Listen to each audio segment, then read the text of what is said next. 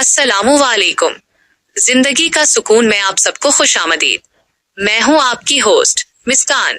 दोस्तों, आज की कहानी एक ऐसी लड़की की है जिसने दौलत की चमक में अपनों को भुला दिया और जब होश आया तो पीछे सिर्फ पछतावा बचा था। तो चलिए शुरू करते हैं आज की कहानी। हवस की भट्टी।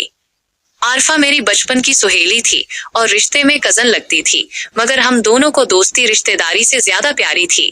घर साथ साथ थे, लिहाजा रोज ही मुलाकात रहती थी। इंटर तक साथ पढ़ा, फिर उसने पढ़ाई छोड़ दी और ब्यूटी पार्लर का कोर्स करने लगी। चूंकि पढ़ाई से उसे दिलचस्पी न थी, वालिदैन ने भी सोचा कि जो करना चाहती है कर ले, हाथ में कुछ हुनर तो आए।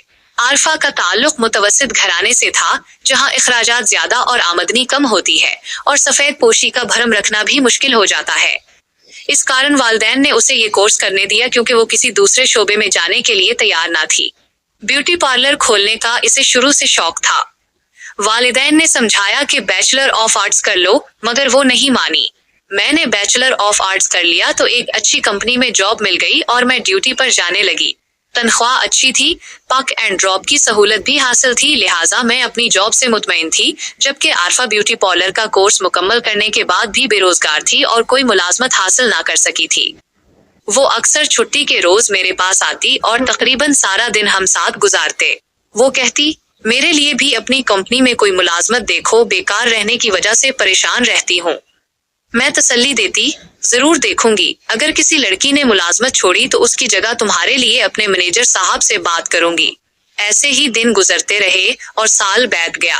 आरफा अब हाथ मिलती थी कि ग्रेजुएशन क्यों न कर ली, क्योंकि मामूली मुलाजमत के लिए भी अब एलीज तालीम याफ्ता लोगों की मांग थी।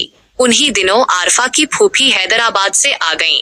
वो आरफा के यहाँ ठहरे। उनका बेटा असद भी साथ आया था। आरफा हंसमक थी। असद को पसंद आ गई। मेरी उस दोस्त में ये बड़ी खूबी थी कि वो बहुत मेहमान नवाज थी और घर आए मेहमानों की दिल से खिदमत करती थी। तभी उसने अपनी फूफी का दिल मोह लिया और उन्होंने अपने भाई से आरफा का रिश्ता मांग लिया।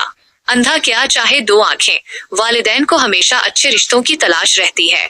उन्होंने फौरन अपनी बहन को हाँ कर दी, क्योंकि असद एक होनहार और लायक लड़का था। वो बैंक में मुलाजमत करता था और तनख्वाह माकूल थी, लिहाजा चट मंगनी पट ब्याह वाली बात हो गई और आरफा की मंगनी असद से तय पा गई। खुशकिस्मती से उन्हीं दिनों असद का तबादला हैदराबाद से कराची हुआ, तो उन्होंने हमारी गली में ही किराए पर मकान ले लिया। फूफी तकरीबन रोज ही उनके घर जाने लगी। आरफा उस रिश्ते से खुश थी, क्योंकि असद एक खूबसूरत और नेक सीरत लड़का था और सबसे बढ़कर वो अपना था। रोज उनकी मुलाकात हो जाती। वो अपने मामों के घर जाता तो कुछ न कुछ लेकर जाता और आरफा भी तहाइफ पाकर खुश होती। इस बात पर किसी ने एतराज ना किया, क्योंकि बहुत जल्द दोनों शादी के बंधन में बंधने वाले थे। मंगनी को साल गुजर गया तो फूफी ने शादी के लिए इसरार शुरू कर दिया, जबकि आरफा के वालिदैन थोड़ा वक्त लेना चाहते थे ताकि जहेज मुकम्मल हो जाए। वो बेटी को पूरे तरीके और सलीके से रुखसत करना चाहते थे। इस दौरान आरफा ने बहुत हाथ पांव मारे, लेकिन उसे कहीं मुलाजमत ना मिल सकी। खुदा का करना ऐसा हुआ कि उन्हीं दिनों उसके अबू बीमार हो गए और उन्होंने ऑफिस से रुखसत ले ली। इलाज पर रुपया खर्च होने लगा तो उन लोगों के मुआशी हालात खराब होते गए। घर में परेशानियां बढ़े। छोटे बहन भाई पढ़ रहे थे और आरफा बड़ी औलाद होने के नाते इन परेशानियों को ज्यादा महसूस करती थी।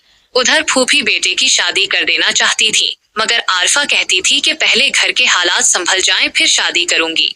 वो तुंदही से मुलाजमत की तलाश में लग गई और कई ब्यूटी पार्लर्स में भी गई। आखिर उसे एक जगह जॉब मिल गई। जिस शख्स का ये ब्यूटी पार्लर था वो एक उधेड़ उम्र शख्स था, खासन बदशक्ल मगर दौलतमंद।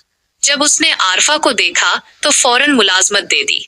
उस शख्स का नाम अल्लाह दत्ता था।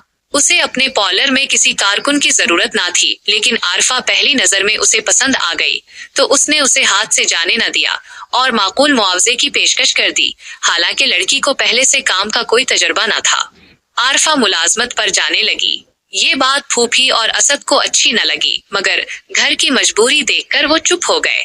फूफी चाहती थी कि भाई जल्द सेहतयाब हो जाए ताकि वो आरफा को बहू बनाकर घर ले आए। मुलाजमत पर गए। अभी चंद रोज ही हुए थे कि रक्षा की बजाय वो कार में आने जाने लगी। ये कार ब्यूटी पार्लर वाले की थी। इसका ड्राइवर रोज घर के दरवाजे पर कार लाता और आरफा ठाठ से उसमें सवार होकर चली जाती। ये सब असद ने अपनी आंखों से देखा, जो वो देखना नहीं चाहता था। कोई भी मंगीतर भला ऐसे नजारे का मुतहम्मिल कैसे हो सकता है कि उसकी मंगीतर अपने बॉस की जाती गाड़ी में ड्यूटी पर आए जाए। वो ये देखकर ऐसा गुमसम हुआ कि दफ्तर जाने की बजाय घर वापस आ गया और बोझल कदमों से कमरे में जाकर लेट गया। माँ ने पूछा, बेटा क्या बात है, आज ऑफिस नहीं जा रहे? तबीयत तो ठीक है? उसने जवाब दिया, हाँ माँ, वैसे ही दिल पर कुछ बोझ सा है, सोना चाहता हूँ। असद ने दफ्तर फोन कर दिया कि तबीयत नासाज है। चूंकि वो एक फर्जशनास ऑफिसर था, इसलिए उसे आसानी से छुट्टी मिल गई। शाम को जब आरफा वापस आई तो असद उसके घर गया और समझाया कि नौकरी पर इस तरह जाना ठीक नहीं, लोग बातें करेंगे और तुम बदनाम हो जाओगी। आरफा ने दुरुस्ती से कहा, बदनामी किस बात की? क्या लोग दफ्तर की सवारी में ड्यूटी पर नहीं जाते? असद ने कहा, जाते हैं, लेकिन वो और तरह की सवारी होती है, बास की कीमती कार नहीं होती। आरफा ने तीखे लहजे में पूछा, आखिर तुम क्या चाहते हो? अब उसका लहजा और रवैया बिल्कुल बदल गया था। असद ने कहा, मैं चाहता हूँ कि तुम घर से चादर लेकर निकलो और गैर मर्दों से दूर रहो। इतना सुनना था कि वो भड़क उठी और तेवरी चढ़ाकर बोली, मैं जो चाहूँ करूँ, तुम कौन होते हो मुझ पर धौंस जमाने वाले? मैंने तुम्हें कभी किसी काम से नहीं रोका, तो तुम क्यों रोक रहे हो? असद ने कहा, मैं तुम्हारा होने वाला जीवन साथी हूँ, जमाने की ऊंच नीच समझता हूँ। आरफा ने जवाब दिया, मैं भी अब वर्किंग वुमन हूँ, बाहर की दुनिया देखने लगी हूँ, और हाँ, कान खोल कर सुन लो कि मैं अब तुम जैसे गरीब आदमी से शादी नहीं कर सकती। असद अपनी मंगीतर की रौनक से इस कदर दिलबर्दाश्ता हुआ कि उसने ऑफिस से छुट्टी ले ली और मंगनी की एल्बम भी जला दी। माँ के मना करने पर भी वो ना माना और यूं आरफा से रिश्ता तोड़ बैठा।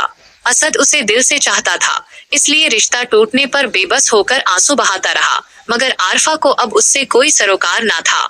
चंद दिनों बाद ही पता चला कि उसका रिश्ता अल्लाह दत्ता से तय हो गया है, जो उसका बास था। 1 माह बाद शादी हो गई। दूल्हा काला, मोटा और भदा था। सबने ताज्जुब किया, लेकिन आरफा खुश थी। असद और फूफी के सिवा सभी शादी में शरीक हुए। मोहल्ले वाले रश्क कर रहे थे कि आरफा की किस्मत खुल गई है।